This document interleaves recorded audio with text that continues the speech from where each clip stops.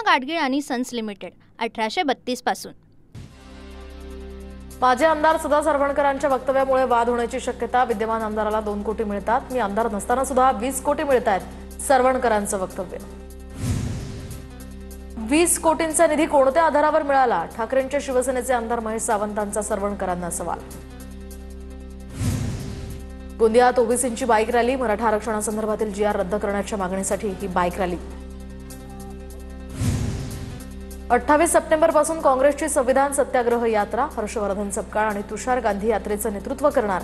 नागपूरच्या दीक्षाभूमीपासून या यात्रेला सुरुवात होणार। 28 सप्टेंबर ते 2 ऑक्टोबरपर्यंत ही यात्रा चालणार।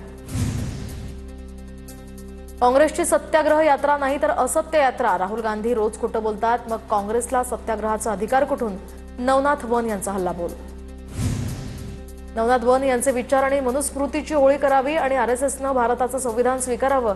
युवक काँग्रेस भारताचं संविधान आरएसएसला भेट देणार, हर्षवर्धन सपकाळांची टीका। सपकाळांकडून प्रसिद्धीसाठी आरएसएस आणि भाजपवर टीका, काँग्रेसमध्ये हर्षवर्धन सपकाळांना कोणी विचारत नाही, नवनाथ वन यांचा वडेट्टीवारांवर निशाणा। लाडक्या बहिणींनी लवकरात लवकर ई-केवायसी प्रक्रिया पूर्ण करावी, आदिती तटकरे यांचं ट्विट करत लाडक्या बहिणींना आवाहन, तर आदिती तटकरे यांच्याकडून व्हिडिओ शेअर करत ई-केवायसीची माहिती।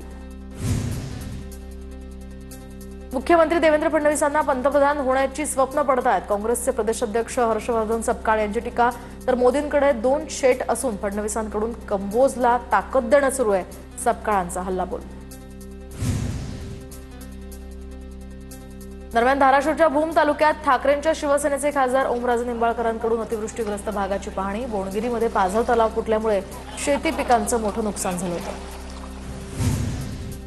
बावनकुळेंनी हैदराबाद गॅझेटचा जीआर रद्द करण्यासाठी पुढे पाऊल टाकावं, जीआर रद्द केला नाही तर ओबीसींची पिढी उद्ध्वस्त होईल, उद्ध्वस्त झालेल्या पिढीला जबाबदार तुम्ही असाल, वडेट्टीवारांची टीका।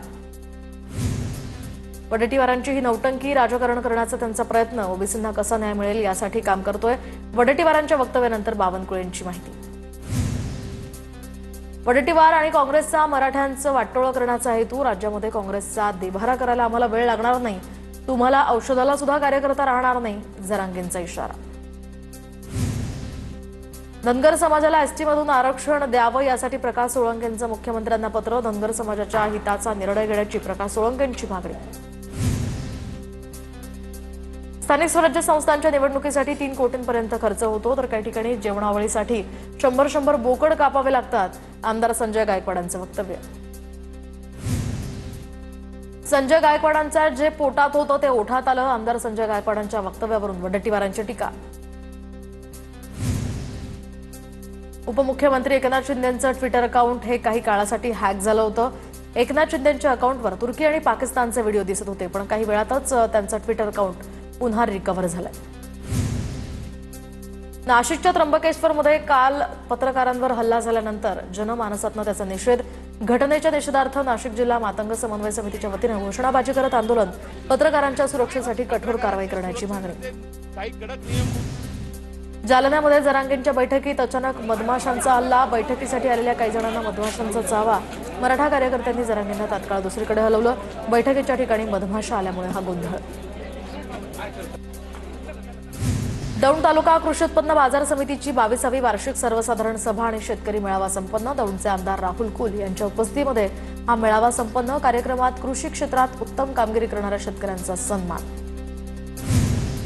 भुसावळमध्ये पंतप्रधान नरेंद्र मोदींच्या वाढदिवसानिमित्त नमो युवा रन मॅरेथॉन स्पर्धेचं आयोजन, केंद्रीय राज्यमंत्री रक्षा खडसेंकडून याला हिरवा झेंडा दाखवून सुरुवात। भंडाऱ्यामध्ये पालकमंत्री पंकज भोयर यांनी घेतला जनता दरबार, जनतेशी संवाद साधून प्रश्न सोडवण्याचा भोयर यांचा संकल्प, नागरिकांना लेखी स्वरूपात तक्रारी मांडण्याचे सुद्धा आवाहन। तर जळगावच्या मुक्ताईनगरमध्ये गोपीचंद पडळकरांच्या प्रतिमेला जोडे मारो आंदोलन, जयंत पाटलांवर खालच्या पातळीवर टीका केल्यानंतर निषेध आंदोलन। गोवा सीमेवर धुमाकूळ घालणाऱ्या ओंकार हत्तीला वनतारामध्ये पाठवणार, येत्या आठवड्यामध्ये बैठक घेऊन यावर शिक्कामोर्तब केलं जाईल, आमदार दीपक केसरकरांची माहिती। शेतकऱ्यांच्या बाबतीमध्ये सरकारची भूमिका दुय्यम, पंचनाम्यानं शेतकऱ्यांचा पंचनामा होतोय, कंत्राटदारांचं सरकार शेतकऱ्यांना मदत करणार नाही, वडेट्टीवारांची टीका। साताऱ्याच्या खटाव तालुक्यामध्ये मागील 2 दिवस झालेल्या मुसळधार पावसामुळे येरळा नदीसह नाल्यांना पूर. येरळवाडी मध्यम प्रकल्पाच्या सांडव्यातनं पहिल्यांदाच 6170 क्युसेक्नं पाण्याचा विसर्ग.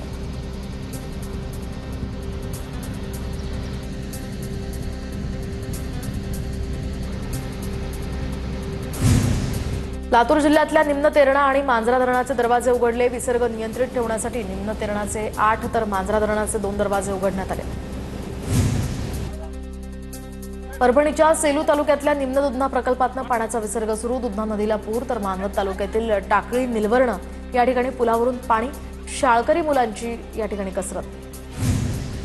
अहिल्यानगरच्या पाथर्डीमध्ये पावसामुळे मढी शिरापूर या परिसरातील कांदा, सोयाबीन, तूर, बाजरी आणि उडीद पिकांचं मोठं नुकसान. नदीकाठी असलेली पिकं वाहून गेली आहेत. अनेकांच्या शेतात 1.5 ते 2 फुटांपर्यंत पाणी साचलं. नांदेड जिल्ह्यामध्ये मुसळधार पावसामुळे 16,21,000 एकरावरील पिकांचं नुकसान. नवीन लागवड केलेली केळी पाण्याखाली गेल्यामुळे शेतकरी चिंतेत. सरकारनं त्वरित पंचनामे करून मदत करण्याची शेतकऱ्यांची मागणी. हिंगोली जिल्ह्यामध्ये होत असलेल्या पावसामुळे केळी उत्पादक शेतकरी या ठिकाणी दुहेरी संकटात. तर लागवड केलेली केळीची रोपटं कुजून जात आहेत. तर भाव नसल्यामुळे केळीला कवडी मोल भाव असल्यामुळे शेतकरी चिंतेत. लातूर जिल्ह्यातल्या निलंगा तालुक्यातील काटेजवळगा या गावामध्ये जोरदार पाऊस. ओढ्यांना आलेल्या पुरात 1 जण वाहून गेला तर 1 जण झाडावर अडकून बसला होता. झाडावर अडकलेल्या ग्रामस्थाला लोकांनी बाहेर काढलं. बीडमध्ये मागील 8 दिवसांपासून पावसाची हजेरी. नदी नाल्यांना पूर तर रस्तेही पाण्याखाली. बीड खरवंडी महामार्गाचं काम रखडल्यामुळे पर्यायी रस्ता तयार. मात्र पावसामुळे हा पर्यायी रस्ता देखील पाण्याखाली. नाशिकच्या येवला तालुक्यातील गारखेडा इथे रस्त्याची दुरावस्था. विद्यार्थ्यांना चिखल तुडवत शाळेत येण्याची वेळ. गारखेडा गावंडगड या ठिकाणी रस्ता दुरुस्त करा, अन्यथा मुलांना शाळेत पाठवणार नसल्याचा पालकांचा पवित्रा. संगमेश्वर तालुक्यातील संगमेश्वर साखरपा रस्त्याची दुरावस्था. दरम्यान रस्त्याच्या दुरावस्थेमुळे नागरिकांमध्ये संताप. खड्डे न भरल्यास रिपब्लिकन पार्टी ऑफ इंडियाकडून आंदोलनाचा इशारा.